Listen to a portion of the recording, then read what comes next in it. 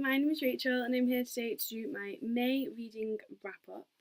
So in May I've had kind of a mixed month for reading. I've read so many graphic novels and then a few books, some poetry, a reread.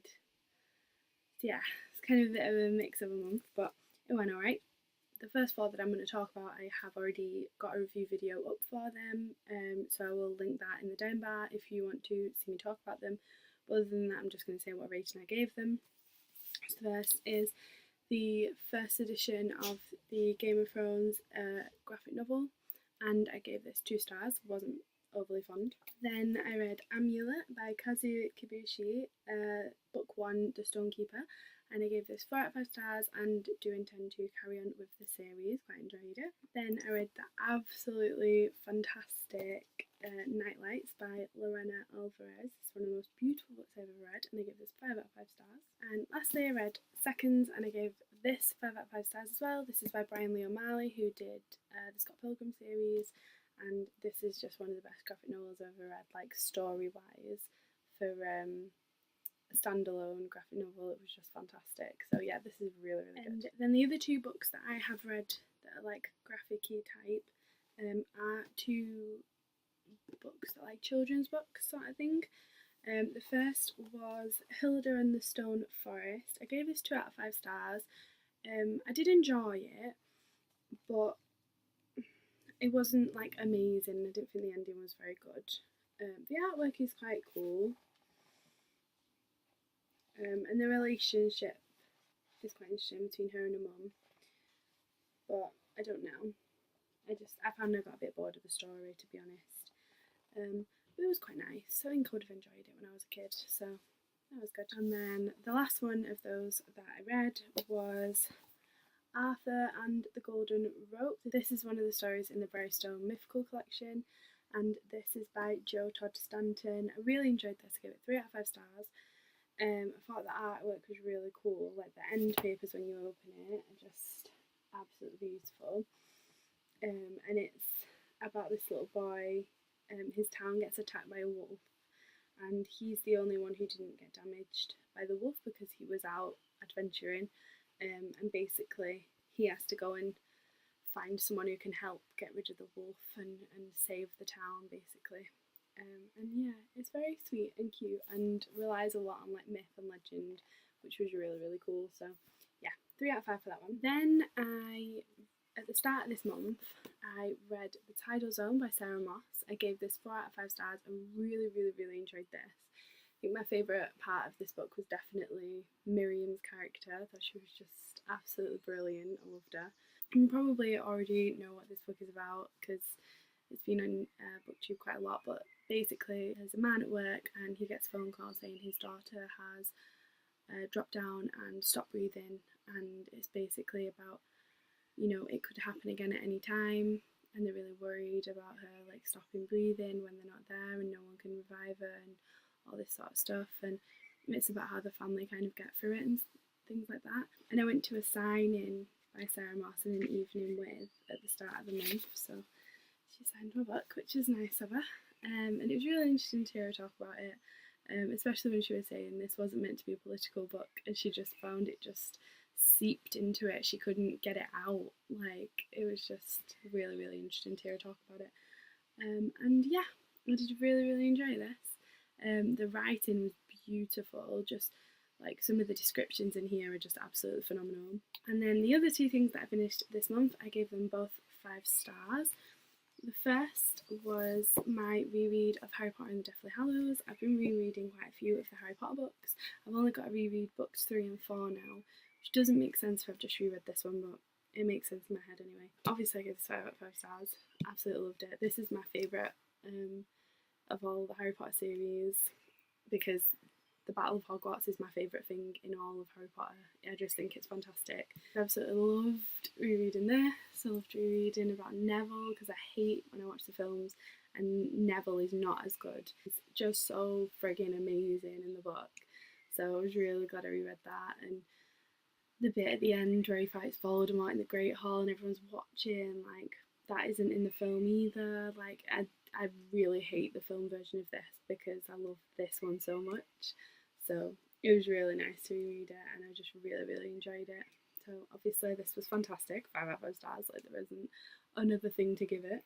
And then the last thing that I read this month was Milk and Honey by Ruby Kaur. This is a poetry collection by Ruby Kaur about her growing up, about relationships, feminism, about being taken for granted, about being hurt, about overcoming and things like that. I absolutely loved this. I thought it was fantastic, and it stayed with me for days afterwards. I kept just thinking about it. Normally I put little tabs in my books like this, so I can sort of get quotes from them and stuff like that, and I especially do with poetry collections. I always put little stickers in where my favourite poems are, but reading this, I didn't put any in because I couldn't stop reading it long enough to put them in. So I definitely intend to reread this, and I just thought it was really fantastic. One of the poems that I just thought was really good in here was, I think it's part of the first chapter. There's 4 chapters, so it's part of the hurting. It says, "You plough into me with 2 fingers and I am mostly shocked. It feels like rubber against an open wound. I do not like it. You begin pushing faster and faster, but I feel nothing. You search my face for a reaction, so I begin acting like the naked women in the videos you watch when you think no one's watching. I imitate their moans, hollow and hungry. You ask if it feels good, and I say yes, so quickly it sounds rehearsed, but that acting you do not notice." It's just amazing. And all her poems have these little drawings at the bottom, these little illustrations. Well, not everyone, but quite a few of them. And I just think it's such a beautiful touch. It really adds to the story, even though they're not it's not like a massive watercolour painting, but just a little bit of it really added to all the poems for me. So I really enjoyed that. So that's all the books that I finished this month. But outside of that, I did start reading 55 pages into The Ocean at the End of the Lane by Neil Gaiman. This is the first Neil Gaiman I've ever actually read, I think.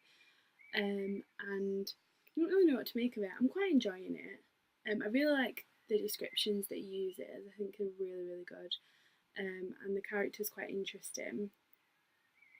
But yeah, the back of this book is reading the most amazing poem. It says in the back, "This is what he remembers as he sits by the ocean at the end of the lane.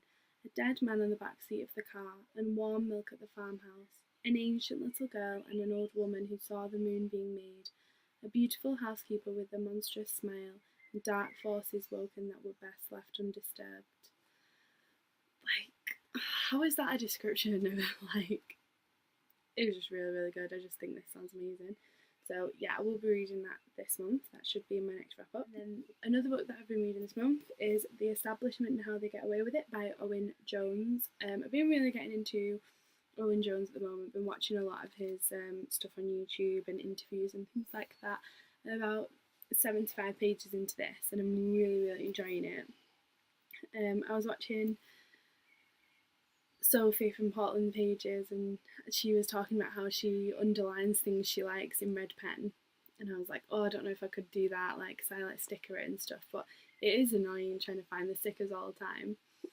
And then I was watching an Ariel Bissett video where she was saying it's nice to annotate your books and stuff. That means it's your book. If someone else ever read it, they'd be reading your reading of a book, because if they read a paragraph that you'd annotated, they're going to read your annotations as well. They're going to read it with your interpretation of what it means.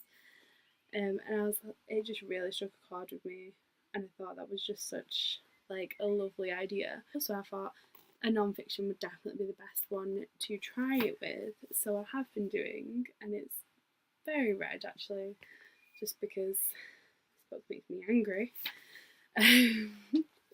But I've been really enjoying this. It's so interesting, and yeah, I definitely want to read his other book, Chavs, and I want to try and read this before the 8th, because obviously general election in England, so yeah, that's happening.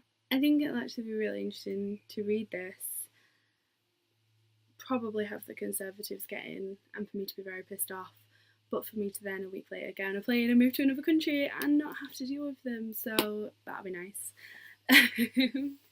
So yeah, I'm hopefully going to be finishing that one off pretty soon because it's really good. And then the other one I started reading today. I've read like 20 pages, I think. And it is The Vegetarian by Han Kang. Me and my best friend are going to London this weekend, and we both said that we would read it before I went to Switzerland so we could talk about it because we both thought it sounded really interesting. So yeah, I'm going to be reading that all day tomorrow so that I can have it read in time for the weekend when we go to Harry Potter Studio Tour, which is so exciting. So yeah, that's all the books I've read or been reading in the month of May. Thank you very much for watching, and I will see you in my next video. Bye!